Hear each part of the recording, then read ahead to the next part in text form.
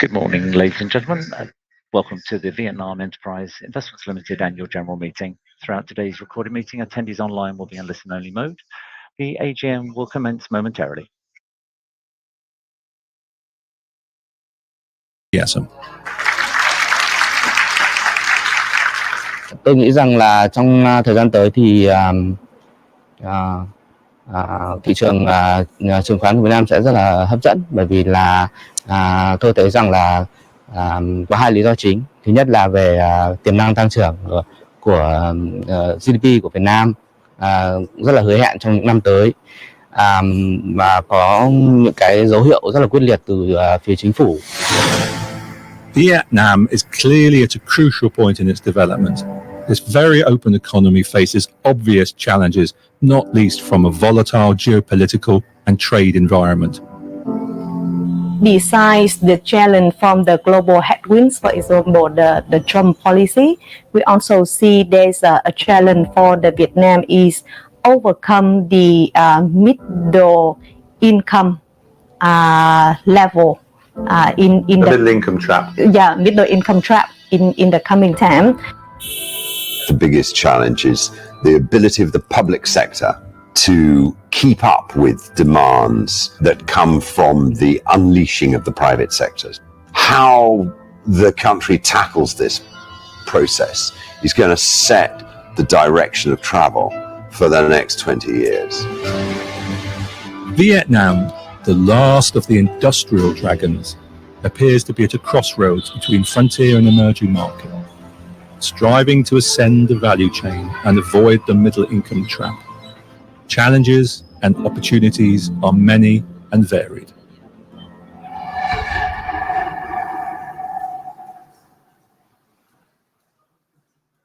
Ladies and gentlemen, shareholders, board members and guests, I'm going to start with the most exciting thing, which is the emergency exits. I've always wanted to do this. They are at the back and on the right and on the left. So if there's any problems, that's where you go. So welcome to the 2025 Annual General Meeting of Vietnam Enterprise Investment Limited. On behalf of the board, thank you for joining us today, whether in person or virtually. I would like, first of all, to introduce you to the board members who are here today. I'm Sarah Arkle. I took over as chair of the board at the beginning of July last year. Charles Cade is first on my left, our senior independent director. And I would like to introduce Eddie Girawat, who joined the board in March this year. Eddie has an in-depth knowledge of the region, having held a number of key investment roles in Asia, including a 14-year tenure at Temasek in Singapore, where, amongst other responsibilities, he covered Vietnam. On the line, we have Suk-Ling Loh, who chairs the Audit Committee, and V. Peterson, who chairs the Nomination and Remuneration Committee. On the podium, we also have Lisa Hayward, who is acting as Company Secretary for the meeting. I'm going to leave the more detailed comment on Vietnam's macroeconomics to Dominic Scriven, who I'm sure you will know, who is the founder of Dragon Capital and also a director of Veil. However, I do think it is worth pointing out that despite a number of global challenges that we've had over the last few years, Vietnam's economy has shown remarkable resilience, with an average annual GDP growth of 6% over the last decade. We have been particularly encouraged by the supportive government reforms and increased infrastructure spending following the appointment of the new General Secretary last year. And this should support Vietnam's economy as we all face the uncertainty of US tariffs and other global issues. I think one of Vietnam's most impressive macroeconomic statistics is that the government's debt to GDP is only around 34%. This is obviously an extremely enviable position compared to the UK and other major global economies. What wouldn't Rachel Reeves do for numbers like that? This, coupled with Vietnam's young, highly educated population, should support further strong economic growth going forward. However, despite the strong economic fundamentals, there has been persistent foreign selling of the Vietnamese stock market. $3.7 billion in 2024, and the latest figures show there's a further $1.5 billion since the beginning of 2025. This has meant that foreign investors have been selling shares in leading high-quality large-cap companies, which are at the core of Veil's portfolio. And this has resulted in Veil's NAV underperforming the Vietnamese VNI index year to date. Tuan Le, Veil's lead fund manager, will expand further later on. But I would just like to reiterate that the directors believe that Dragon Capital's well-resourced and experienced research team and its disciplined investment process should enable the company to outperform over the medium term and benefit from having exposure to some small-cap companies and IPOs when IPOs return to the market. Now, the issue that has obviously been concerning the directors most over recent months has been the persistently wide level of the discount. As a board, we continue to explore all appropriate options to enhance shareholder value and have taken a number of measures. The board has significantly increased its buyback program, buying back 8.4% of its outstanding shares in 2024 and 4.25% year to date, which is 3 times the rate of buybacks in 2023.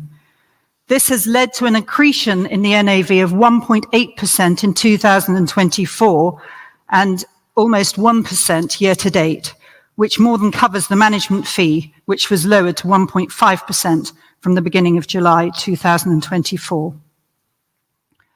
Whilst the directors firmly believe that Veil should outperform over the medium term, in March this year, we introduced a 100% 5-year performance-related conditional tender offer for the period to the 31st of March 2030.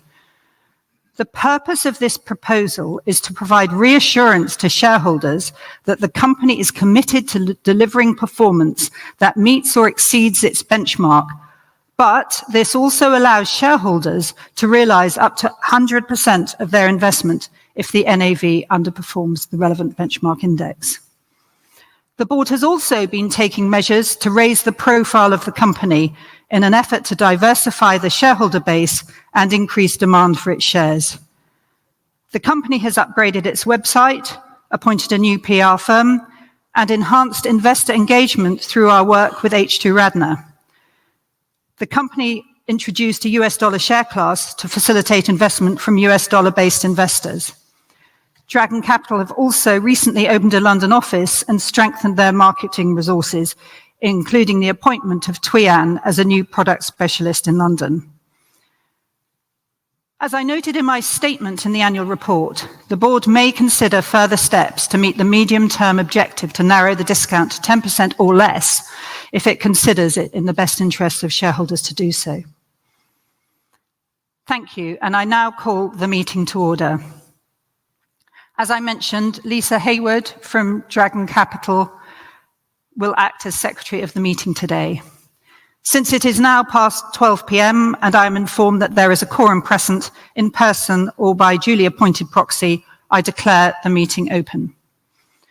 All shareholders should have received the notice of the meeting setting out the agenda for today's annual general meeting, and I will take this as read. All shareholders should have received a copy of the company's annual report, including the audited financial statements for the year ended 31st of December 2024. And of course, a copy is available for download from the company's website.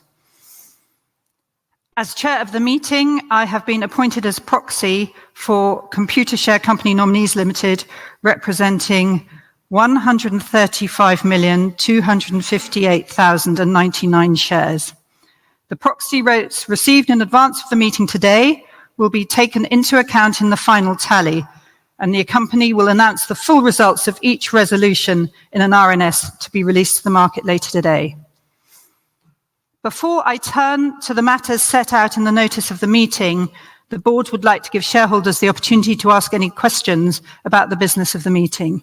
Please note that you will also have an opportunity to ask any questions about specific resolutions as they are proposed. If you have any questions, please raise your hand. Okay.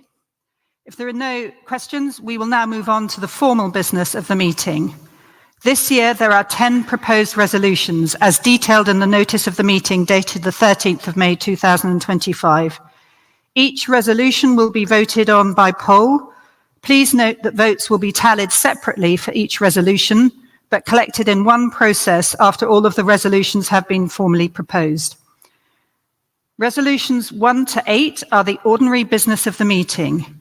Each of these is proposed as an ordinary resolution, which means that in order to pass, they require the approval of more than half of shareholders present and voting, either directly or through representatives. Resolutions 9 and 10 are the special business of the meeting. Each of these is proposed as a special resolution, which means that in order to pass, they require the approval of not less than 3/4, i.e. 75% or more, of shareholders present and voting, directly or through representatives. Resolution 1 is to receive and adopt the audited financial statements of the company for the year ended the 31st of December 2024, together with the auditor's report and director's report, the 2024 annual report. To that end, I lay before the meeting the 2024 annual report, which has previously been distributed to all shareholders. Are there any questions in relation to this resolution? I now propose Resolution 1 as an ordinary resolution. Voting will be by way of poll, to be conducted in a single process after all of the resolutions have been formally proposed. Resolution 2 is to reappoint KPMG Limited of Vietnam as auditors of the company and to authorize the board to fix their remuneration if passed. Are there any questions in relation to this resolution? I now propose Resolution 2 as an ordinary resolution and put it to the vote by way of poll. We now turn to Resolutions 3 to 8, which deal with the elections and re-election of the company's directors. Resolution 3, which is an ordinary resolution, is to re-elect myself, Sarah Arkle, as a director of the company. Are there any questions in relation to this resolution? I now propose Resolution 3 as an ordinary resolution and put it to the vote by way of poll. Resolution 4 is to re-elect Charles Cade as a director of the company. Are there any questions in relation to this resolution? I now propose Resolution 4 as an ordinary resolution and put it to the vote by way of poll. Resolution 5 is to re-elect V. Peterson as a director of the company. Are there any questions in relation to this resolution? I now propose Resolution 5 as an ordinary resolution and put it to the vote by way of poll. Resolution 6 is to re-elect Sukling Loh as a director of the company. Are there any questions in relation to this resolution? I now propose Resolution 6 as an ordinary resolution and put it to the vote by poll. Resolution 7 is to elect Eddie Jetjarawat as a director of the company. Are there any questions in relation to this resolution? I now propose Resolution 7 as an ordinary resolution and put it to the vote by poll.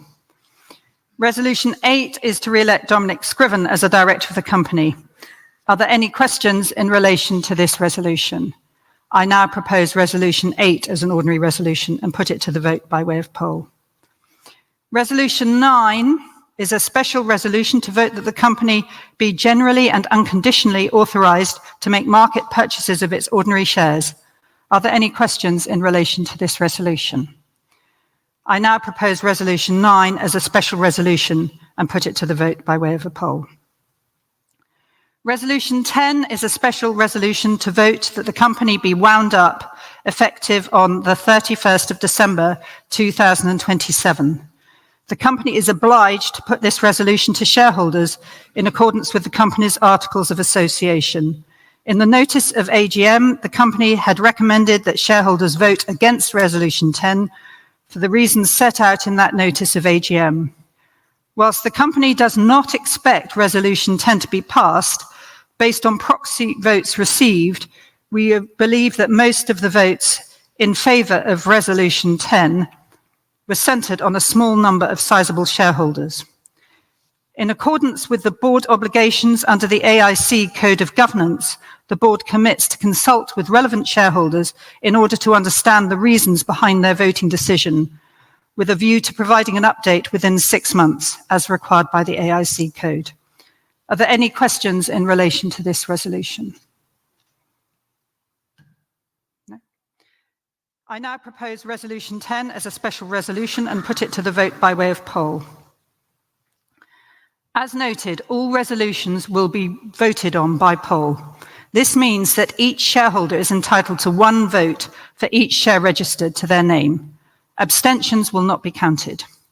Shareholders who have already voted prior to the meeting should not complete a poll card unless they wish to change their vote, in which case they must inform Lisa Hayward on the proposed changes.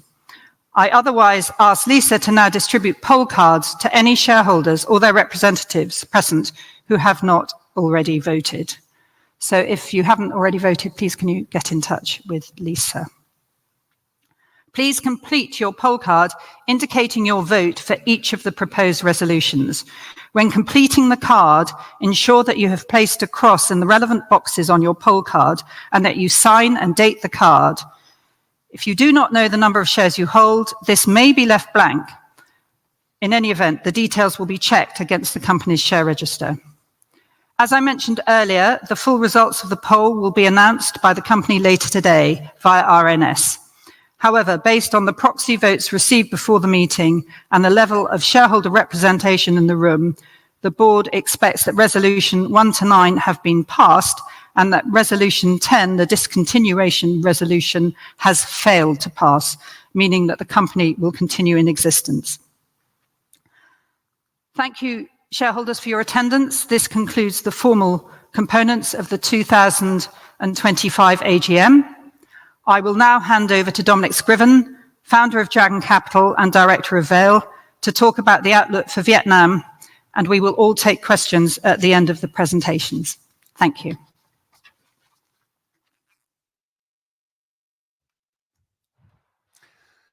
Thank you, Sarah. That was an extraordinarily articulate piece of demagoguery. Shareholder democracy in action. Thank you very much. Sarah, fellow chair of Veil, fellow directors, all of you here today, offline, and indeed all of you online. It's a great pleasure to be here, and welcome to our AGM. You'll see up here, there's a bit from me, there's a bit from my colleague Tuan, who's over there, more on the portfolio, and then there's Q&A. And I'm informed that no later than 1:15, we're all invited to lunch. And I hope you will, if you're free, stay for lunch.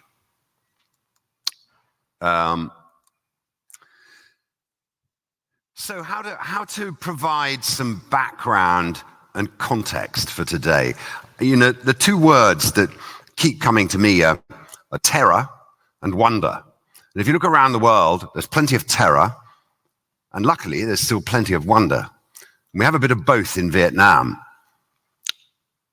We'll talk about those. But more importantly, for the moment, we have peace, we have food, and we have growth. And those are 3 things that I wake up every morning being very grateful for. The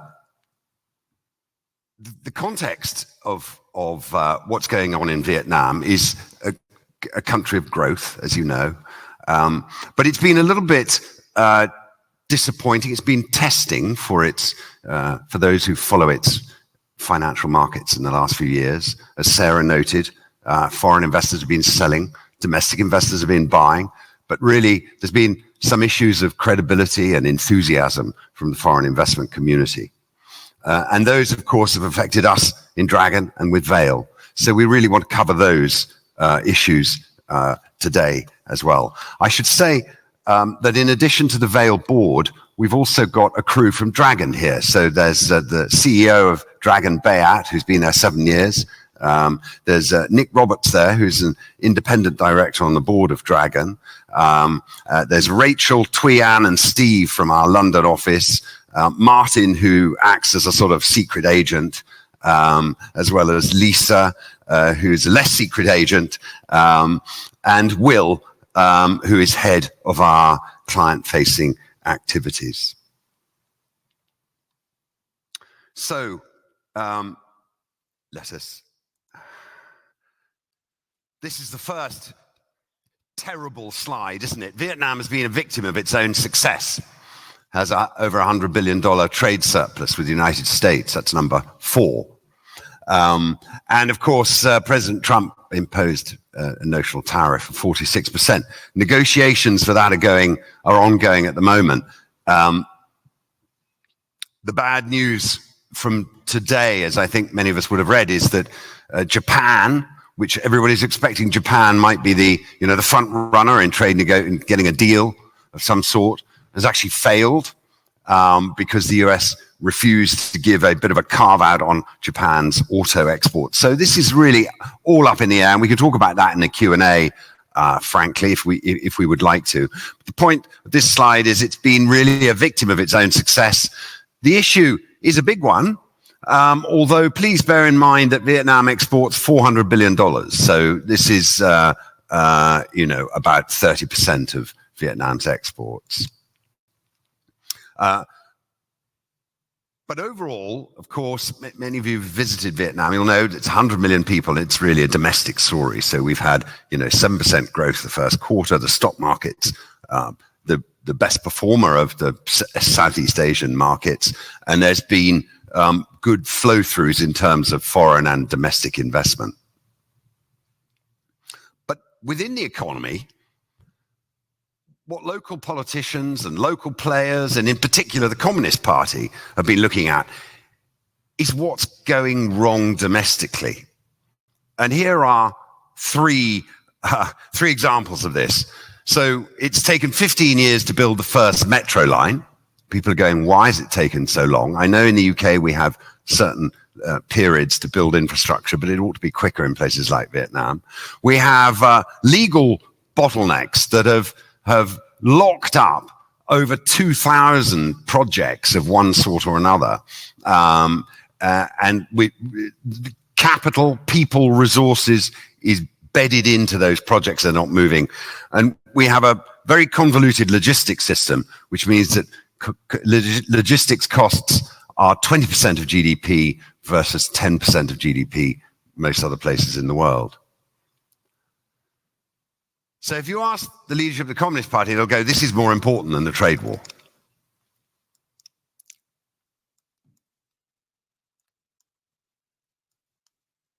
Hopefully not stuck on that slide. Sorry for, wait, yes. Yes. So we need to tackle the trade war.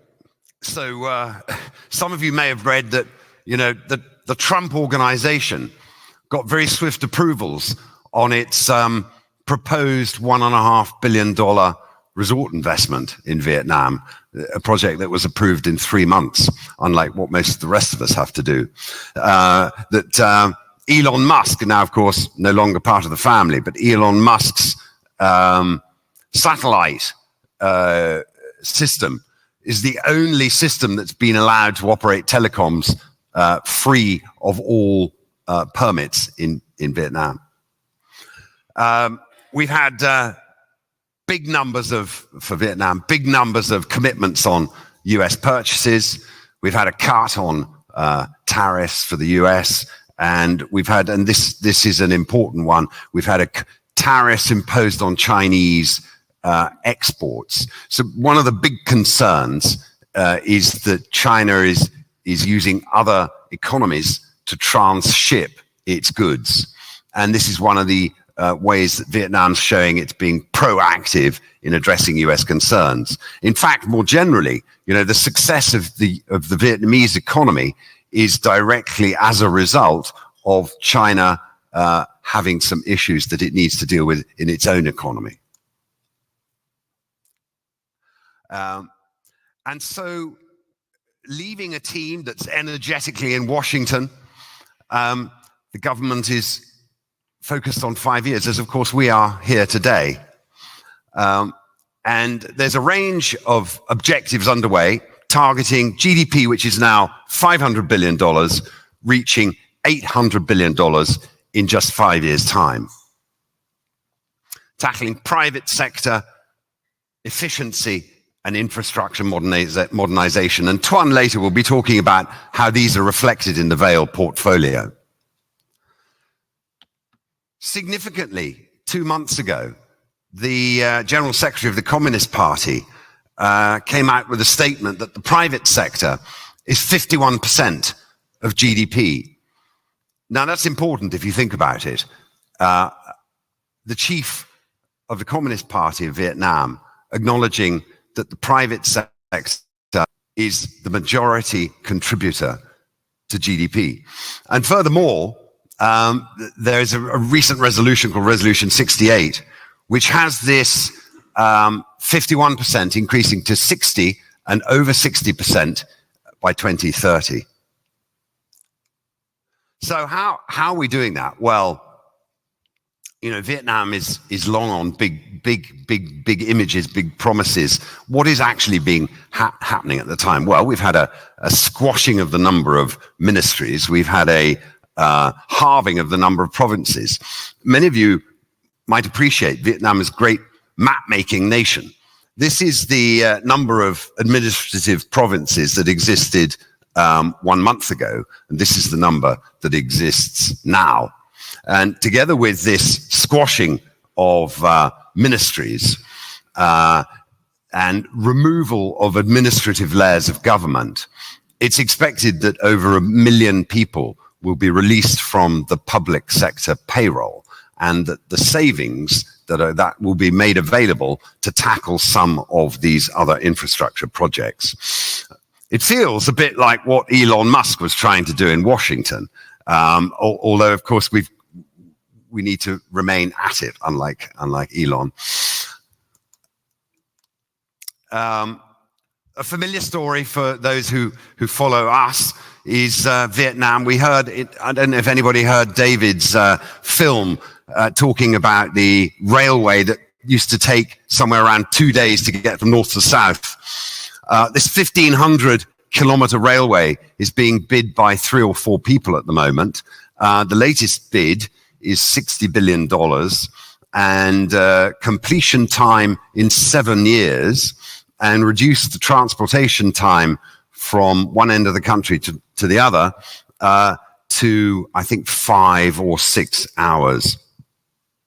We've also got about 1,000 kilometers of highway, high-speed highway being built and delivered every year, and a ramping up of the metro network. So the infrastructure is underway. If we turn more to the domestic economy, this is a comment on the real estate sector. So in Vietnam, when people launch real estate projects, they do it in big auditoriums, slightly bigger than the Stationers' Hall. And after a few slow years, this was the launch of a residential project 2 months ago. 3,000 people crammed in and 2,500 sales marked in the day. So this is a recovery of confidence in the real estate sector. And that's the outlook we have for this year. So here's the market I mentioned, the best performing market in the region this year. Tuan will talk a little bit about why that's happened and the good and the bad side of that. We look at the market and think about those tariffs. Total US exports from the Vietnamese listed companies, it's 1.5%. With the balance, with all of the rest coming from the domestic economy. We've talked about the emerging market upgrade. Won't talk about it now, but we have released a big white paper, which you can access through the QR code. And of course, these presentations will all be available for anybody who can give us their email address later. So the equity market, which I mentioned, has tested its supporters over the last few years. You can see on the left, here is the price to book ratio going back 10 years. And you'll see that 1914-15 was where we were coming out of a political crisis. And then 2020, where COVID occurred. And you can see we're down at those sort of levels of valuation of companies. Meanwhile, on the right, you can see that against its peers, you've got along the bottom index there, the growth of profits by companies and the valuation of companies. You can see that Vietnam is both amongst the more rapidly growing companies and the lower valued companies. And so as we contemplate the end of the last 5 years and the beginning of the next 5 years, the tariff issue is, we can talk about this later, but the current market expectation is somewhere around a 20% tariff level. So let's give an example of that. A pair of Nike shoes. Nike makes half of its footwear in Vietnam. It's a good example of one of the targets of the tariff companies. So let's say a Nike shoe leaves Vietnam at about $24 and it's transported to the US and then it appears in a US store at about $150. So if there is this notional tariff, the tariff would be on the FOB price. So let's say there's a 20% on $24. So $24 goes to $30, and $30 appears in the store in the US at about $150. So that's the equation that people focused on Vietnam have to deal with. And I happen to know in some of these sectors, the deal has already been done down the supply chain, and people have agreed that they can accept that, different people around the chain. So that's why we say the trade reshuffling is probably a livable situation for Vietnam. And the other point to remember here is it's not just what happens to each country, it's what happens to them in comparison with each other. So it's a relative comparison. I probably haven't been able to give put flesh on the bones of this second point, which is the biggest. We call it Renovation 2.0. What fired Vietnam out of its poverty in the 80s was Renovation 1.0. And what's going on now under the political leadership of To Lam is something we expect to be as significant, although the conditions for Vietnam are different, but to be as significant in the way the domestic economy works as those Renovation 1.0 reforms. And really, finally, on the back of this, the market looks pretty under-demanding the investment environment. But I'm now going to pass to Tuan, who's been leading Veil for a while now. He had an early history with Veil. He can explain how he's put Veil back on track in 2024. We've had a few issues in the early months of this year, but basically Tuan has upheld the 25-year record of 10% odd a year returns for Veil. And as Rachel reminded us recently, that compares with long-term investments in the Dow Jones of 6.4% a year since 1900. So we're doing okay. Tuan, another 80 years to go. Over to you, man.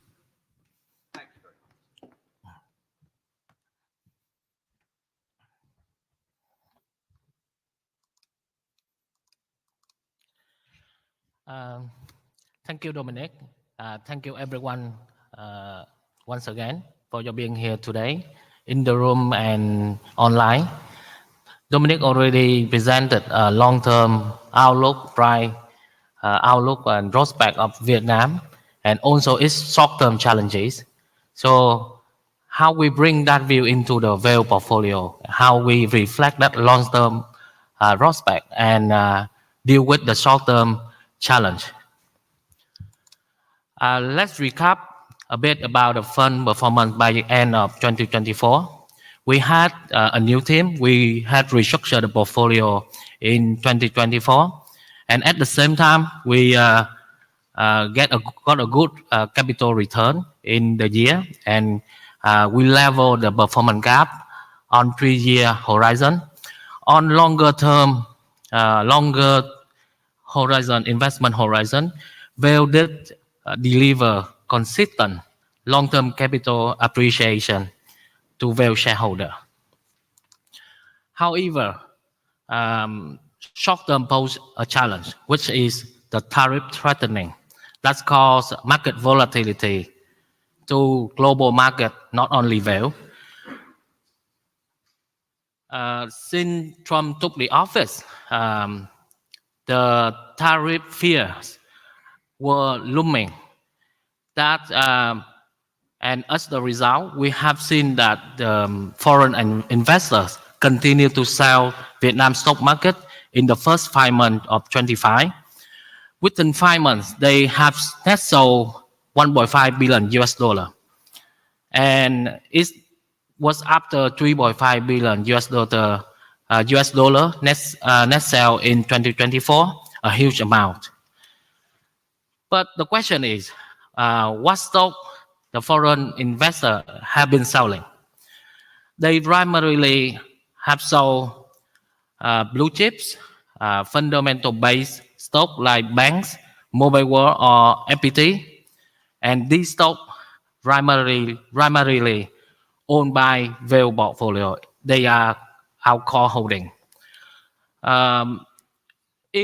This phenomena created a heavy pressure on the Veil portfolio in the first 5 months of the year. Looking at the bigger picture, within the first 5 months of 2025, only 2 sectors outperformed the index, which were conglomerate and property. And they were driven primarily by just a few names, a few stocks only, which were Vingroup for the conglomerate and Vinhome and Vincom Retail for the property. The remaining other sector were lag behind in terms of performance. Now we look at a bit deeper into the root cause of our underperformance. We saw that Vin-related companies, including Vingroup, Vinhome, and Vincom Retail, explain for 4.2% of our underperformance, or 60%. Only VIC alone accounted for a half of our underperformance. And if we exclude all the Vin-related companies, the other stock in Veil portfolio suffer a net selling by foreigners at $1.1 billion US dollar within just the first 5 months, out of 1.5 billion US dollar net sold for the whole market. So this created heavy pressure on our portfolio in short term. I believe that many of you want to hear more about VIC. We realized that over the last 5 months, half of our underperformance was mainly attributed to Vingroup. The stock has been roared on the back of some stupendous infrastructure ambitions. In May 2025, the company supplied the whole market with Robozo on VinSpeed, a national high-speed railway, 61 billion US dollars, 60, and complete in 5 years. And this news, indeed, excited the retail investor. Then the stock performed significantly strong. By now, we have to admit that we don't have a clear view about VinSpeed, about how Vingroup can finance for this project. We don't have enough information. We don't know how they will develop and operate this project. We don't have a view about the commercial aspect of this project. But instead, we have a much better idea on Vinhome and Vincom Retail. We know about their land bank. We know how they develop their land bank. They have good track record. At least we know our analysts can forecast their yearly earnings. So that's why we are much comfortable to own Vinhome and Vincom Retail in our portfolio. Vinhome is currently our top 3 holdings, and we also have a decent chunk in Vincom Retail. To wrap up my discussion about the fund performance, I want to say something that within the first 5 months of the year, all institutional investors in Vietnam suffer from this outlier. And it's not only about Veil. But it's not the first time we've seen this. And we have seen this happen before. And to our experience, the right way for our fund to deal with this short-term situation is to uphold our long-term investment thesis and to stick to our strongest conviction, and the result will come. So what are Veil long-term investment thesis? We focus primarily on the consumption and infrastructure investment themes, which are primarily driven by domestic market dynamics. And these long-term investment themes are currently supported by a few strong catalysts. Firstly, it's about the private sector rising. Private sector is emerging as the most important economic driver for Vietnam in coming years. This sector will grow much faster than any other. And private sector are currently encouraged by the top leadership, by the government, to engage in big, important national projects, and that will create value not only for them, but for the country. Second is the legal unlock process. It's already happening and will speed up even more in coming years. And in our portfolio, we already see companies in our portfolio benefit directly from this legal process, the legal unlock process. And in future, we are looking for new opportunities coming out of this. The third catalyst is technologies, which expect to have Vietnam to live up and grow in coming years. And together with a rising private sector, this will provide a strong catalyst for tech-driven companies. For example, companies like FPT will expect to receive a lot of tax benefit in R&D, a lot of government support in R&D. They will move firm and faster in new areas like AI, semiconductor, and data centers. Banks also invest a lot in technologies, and they will find some way to have incentive from this technology focus. And the last catalyst is the IPO comeback. We are having EM upgrading imminent.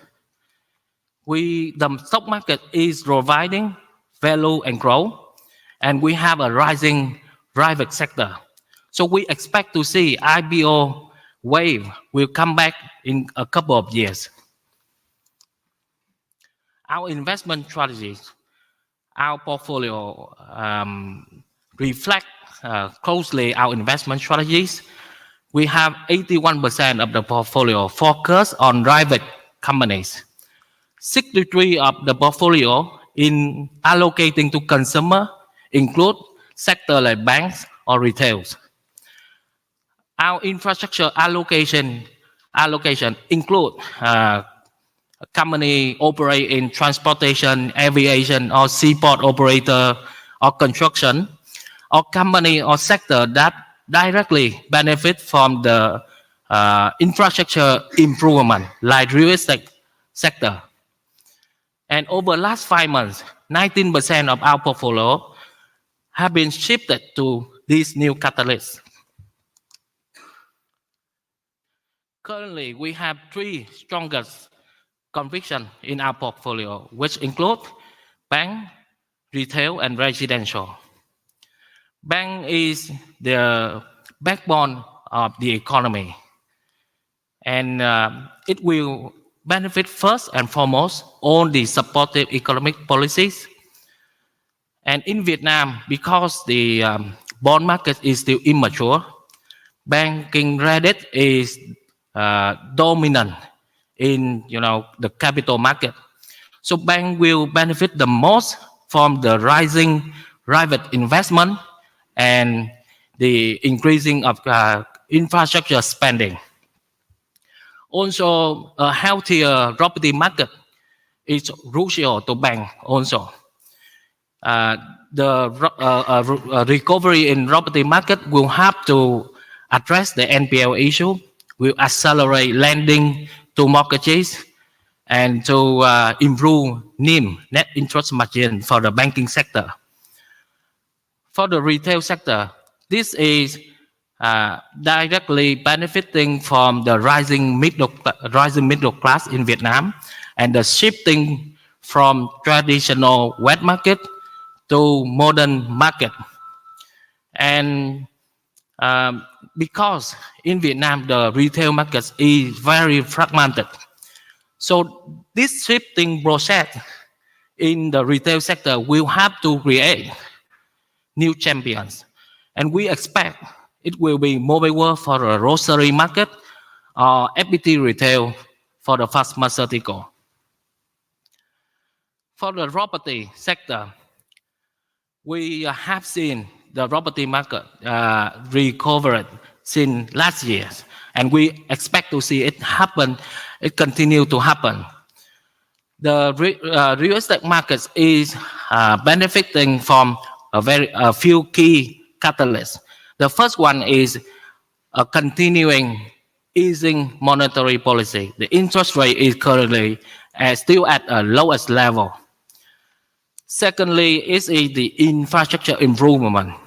There will be more express highway, more ring road, more big airports, and in future there will be the high-speed railway go across 20 key most populated cities in the country. And the last thing is the legal unlock will also very helpful for the property market as well. Currently, we are underway in a few sectors like consumer stable or energies, because it's simply because we see that they lack a role. Today, I want to bring to you three investment cases in Veil portfolio. The first one is Mobile World Group, a diversified retailer. We like Mobile World because we believe in Bách Hóa Xanh story, the grocery chain of Mobile World. Bách Hóa Xanh is at the turning point to profitability after many years struggling to find the right template. They are expected to open over 400 new stores this year. And Bách Hóa Xanh coming to profitability and expansionary phase is a crucial moment for the company. And together with its already established position in its traditional segment like consumer electronics and IT and mobile phone, we expect the company will grow well in coming years. We expect to see that Mobile World will grow their earnings by 54% in 2025 and achieve 27% CAGR over the next 3 years. Vinhome, this is the largest property developer in the country. Vinhome distinguishes itself from the remaining player thanks to its giant land bank and its superior track record. If other property developers, they normally try to find good location close to existing residential area. Vinhome has the ability to create its own good location. Thanks to its very comprehensive ecosystem, they can create a new urban town, very big one with full amenities, full services from school, healthcare, to shopping center, to even theme park.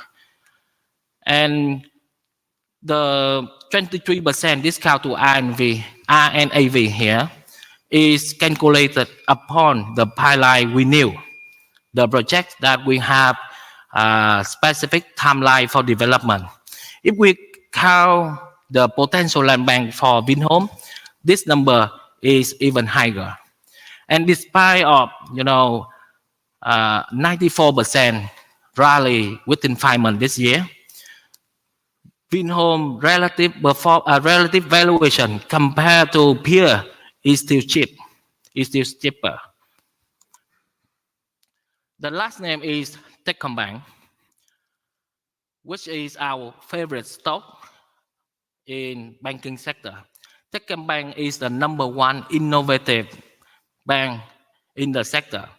It's on a tech-driven asset management platform that allows it to benefit from low funding costs, highest CASA ratio, and very strong retail portfolio.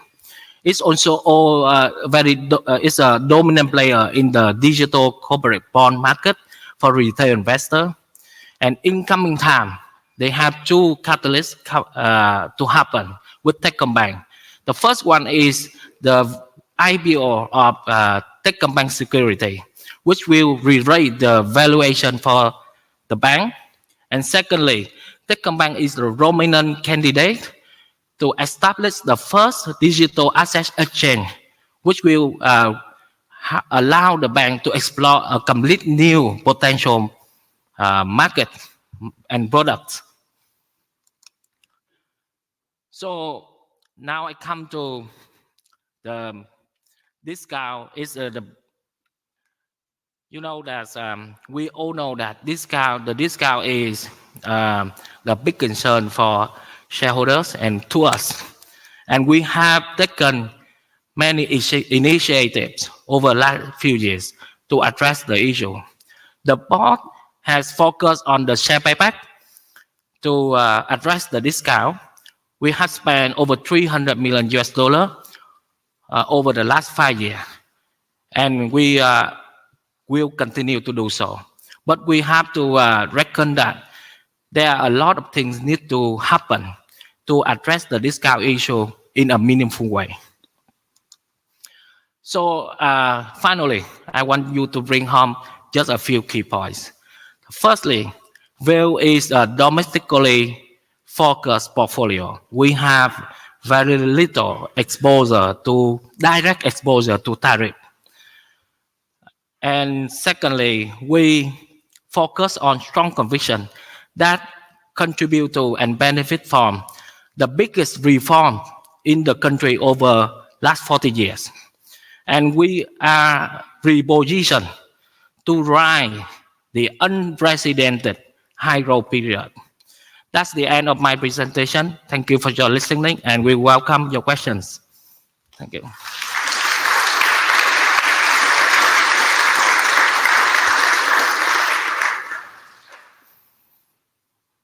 Right, are there any questions? There's a mic somewhere that will come around. And if you could actually please say who you are and whether you're an individual investor or you come from the company or the press, that would be very helpful. Thank you.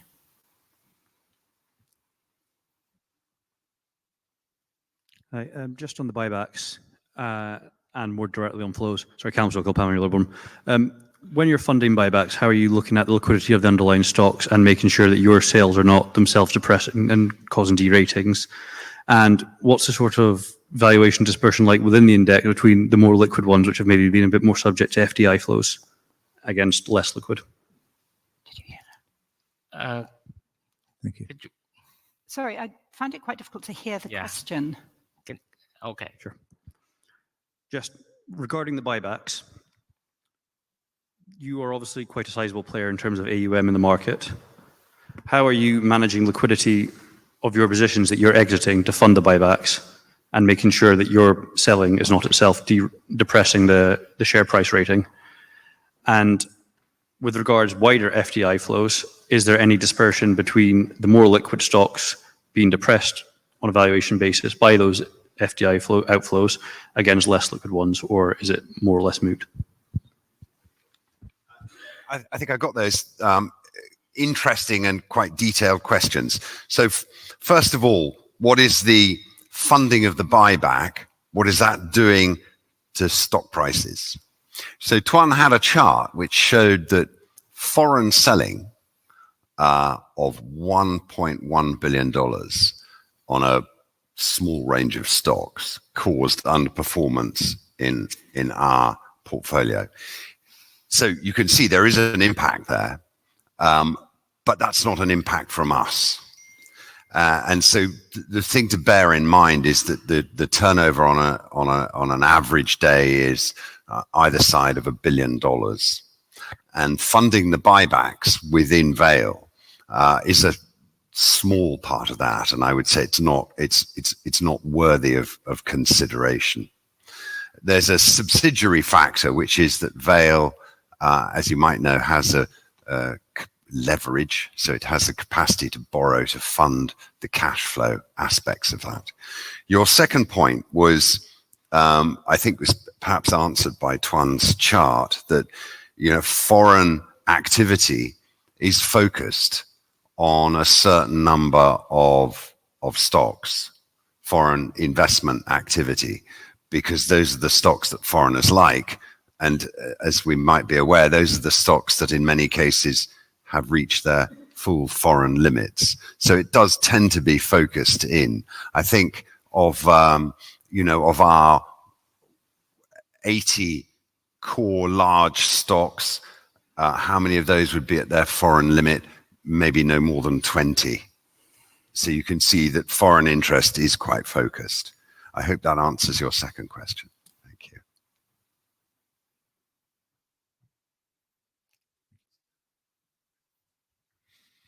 Peter Jenkins, what percentage of the portfolio is in companies which are unquoted or private and likely to IPO? Percentage of company what?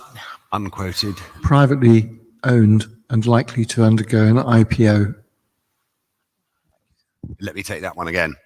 The experience we have over a long period of time is investing in quote unquote unquoted investments or private investments or private equity is not generally successful for us. What has worked, and I think this is your question, is where we can do pre-IPO investments. So people will come because Veil Dragon is an interesting name in the market. If you're going to do an IPO like Tech on Bank Securities, which is that last slide, you might want to get people like Veil on your register to give some stability as you go through that IPO process. So that's a function of the IPO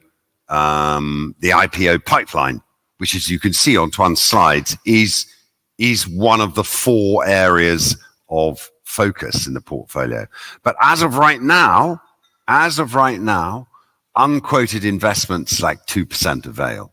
Yes. Very low.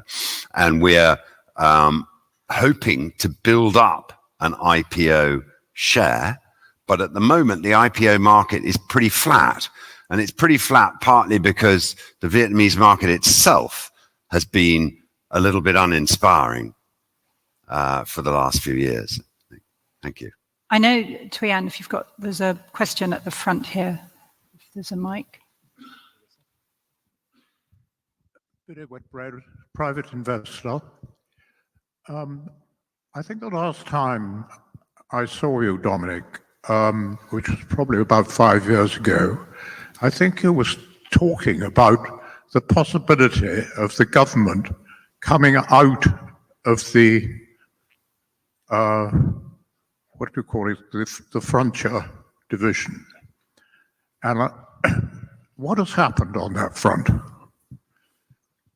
Thank you very much. That's a question about Vietnam becoming an emerging market, I think, isn't it? Yes, ceasing to be a frontier market and an emerging market. So we have produced, Will and the crew produced a long document addressing all of this. But we could simplify it by saying there's certain people in the world, and they're index companies like Morgan Stanley, MSCI, and FTSE Russell, and they pass comment on whether markets are eligible or not eligible for particular flows of foreign capital, right? So widows and orphans shouldn't be invested in frontier markets, but widows and orphans can be invested in emerging markets, for example. And Vietnam has been grappling with this process for a long, long time. And I think, to your point, it's still not an emerging market, which is why we refer people to our comments on it through another document, because we feel we don't really want to bore people anymore. Why has that happened?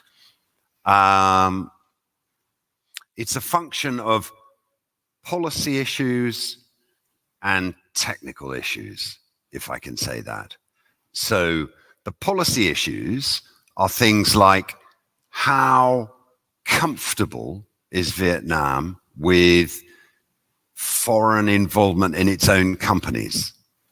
Ironically, Vietnam is one of the most successful countries in the world at bringing in foreign manufacturers. And in fact, I think it's clearly the most successful in East Asia, possibly one of the most successful in the world, because the Vietnamese have got comfortable with the fact that if you want to build a factory in Vietnam, there's an industrial zone, and there's access to a workforce, and here's a port, and you can bring things in, and you can manufacture them and guarantee the power. And people, by the way, they don't strike too much, they work hard. But in the markets, it's a different thing, because the companies that are listed on the markets are Vietnamese companies, and they're Vietnamese franchises, and they're Vietnamese businesses, and Vietnamese technology, and Vietnamese ownership, and Vietnamese households. And there's an unsettled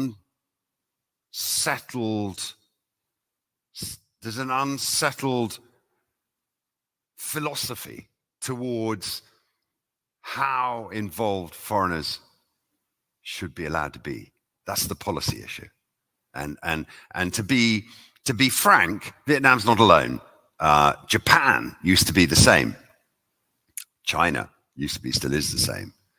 All Asian countries, and please, Asian people here, don't get me wrong, but I would say that Asian countries are quite xenophobic, which isn't racist, but it's xenophobic. It's philosophically unsure about the role of foreigners in their culture. So that's the policy issue. The technical issue is how you buy and sell in stock markets. I don't know if anybody here has tried to buy and sell directly in the Vietnamese markets. It's quite difficult. You've got to open up an account. You've got to send your money in advance. It's got to be changed into Vietnamese dong. There's 38,000 dong to the pound. How do you work out how many pounds you've got left at the end of the day? And only then can you place your order. So it's unlike other markets in the world. It's what they call a pre-funding. And there are reasons for this. They haven't quite managed to remove the pre-funding. And so that's viewed as a technical barrier. Yeah, so it's a combination of policy and technical. If you speak to people on the ground, they will say that the process of becoming an emerging market is underway. And that's the thing, is it's a gradual process, and I don't think it happens overnight. So the more optimistic people would say that in September of this year, the FTSE group will acknowledge that Vietnam is a pending emerging market, and that's the first sort of acknowledgement in the train, and then there'll be more to go after that. So it's a process of a few years. I would like to add a few things to Dominic's question about the EM upgrading. I know that investors are quite disappointed with the very long process of EM upgrading in Vietnam. But there are a few things to need to confirm. Number one is the government commitment. It's now not only the idea or the opinion by SSC, State Security Commission of Vietnam, but by their boss. They have a clear and specific plan to get Vietnam upgraded to EM status. And we all know that the frontier market is no longer exist. People don't care about Vietnam with the frontier market. They think it's about in terms of an EM market to be. And in foreseeable time, we expect to see FTSE upgrading Vietnam to the secondary EM market, and it can happen in September or March next year. For MSCI, it concerns other technical issue. For example, foreign limitation, like Dominic have mentioned. So it takes longer time. But in Vietnam, we recently launched the new stock, the KIX, the trading exchange. And at that time, people expect the CCP to be introduced as well, but it's not. However, it's reflect that the government, the SSC, is doing on the CCP and are trying to address all the technical issues to make sure that Vietnam can be upgraded to EM in the coming time. Can I just ask, before we break for lunch, are there any questions online? There are. Thank you very much indeed. I was just going to come to those. If there's no other questions in the room, I will jump to a couple of those online. Very engaged and a number of topics around the same thing. Perhaps if I just read them out and then you guys can judge who is best to respond. The first one's around dividends. What is the current dividend policy and payout ratio? And does the board see any changes to this in the near term? Okay, can I take that now? Of course, yeah. We currently don't pay a dividend. As I have mentioned, the board has been considering a number of options in terms of looking at the discount, and dividends is obviously one of them. The yield is reasonably low on the Vietnamese market, and this would mean paying out a capital, which has tax implications for certain investors in terms of paying dividends rather than going for capital growth. And in the past, we have taken the view that by not paying a dividend, we can reinvest in the stock market. But as I said, we are sort of, we consider all options, and dividends is obviously something that we would consider. I don't know, Charles, if you have anything else to add to that? No, I think we're keen to get feedback on whether people would like dividends or whether it becomes a problem for them. And on that, actually, over lunch, please do come up to us and give us your views on anything that you would like us to consider. That's perfect. And those online can also let you know their views on the dividend as well. I guess the second kind of topic was around your holdings, and what is the average holding period for your portfolio companies? And has this really changed in light of the recent market conditions? The average holding period? Yeah. Normally, we have a long-term view with our investment holding. So on average, we have an average holding period for 3 to 5 years. But in actual, we used to have company that we held for 15, 19 years. So we are very long-term. We committed to long-term holding within our portfolio. Nowadays, when the market have a lot of volatility and quick movement, some holding we will have a shorter average holding period. But on average, the average holding is 3 to 5 years that reflect our long-term view about investment. Thank you. And a lot of the other questions I think you've touched on either through the presentation or through the Q&A. I will return to the room. Are there any other questions in the room that you'd like to ask? Thank you.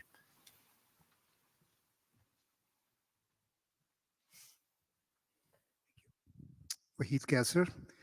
You mentioned your average holding is between 3 to 5, and then you mentioned 15 to 19. There's a massive gap between the two. So what is the rationale, or what is your consideration for holding that for 15 to 19 years? It will come back to Dominic when he found the company.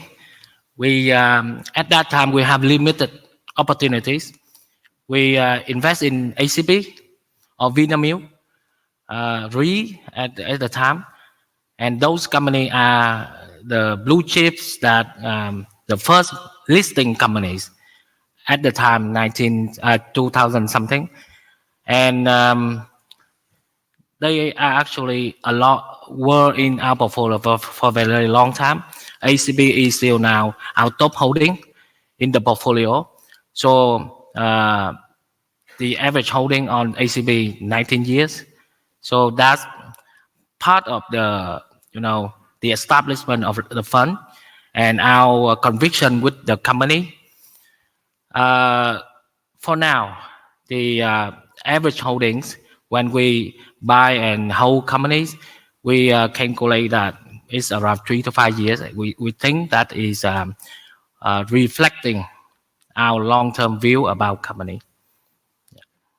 Thank you very much indeed. And I think that ties up nicely to 1:15, Dominic, which I think was your... Well, thank you very much, everyone. And please do come and speak to us over lunch. Enjoy. Thank you. You didn't have the Q&A. Thank you very much indeed to those joining us online. That concludes the annual general meeting. Please do provide your company with your feedback. Thank you once again for your time today.